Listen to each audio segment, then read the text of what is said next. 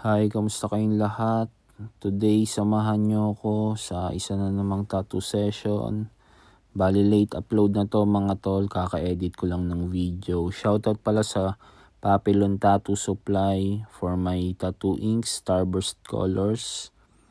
And sa other sponsors ko, TKTX Knob Officials and Wormhole Pro. Yan, 9 round shader yan na Icarus cartridge. Nagdidetalye ako sa lips. Yan, nag-switch ako sa 11. And now, 23 round mag para sa malalaking space na shadan. Para ma-shadan siya evenly. Para pantay, smooth.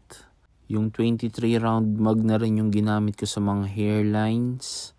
Gumamit din ako ng iba't ibang tone ng gray dyan para magmukhang natural. Natural lang yung itsura ng buhok. Hindi puro itim. Yan, nag-switch ako sa 3 round liner para sa eyelashes, para manipis lang. Shade ulit ng 23 round Magnum. Yan yung glide na gamit ko, After Art New Zealand. Yan, nagpalit ako bagong needle yan. Tas yung bright white, dinilute ko lang para hindi ganun katigas. Yan, yan na yung resulta natin mga tol.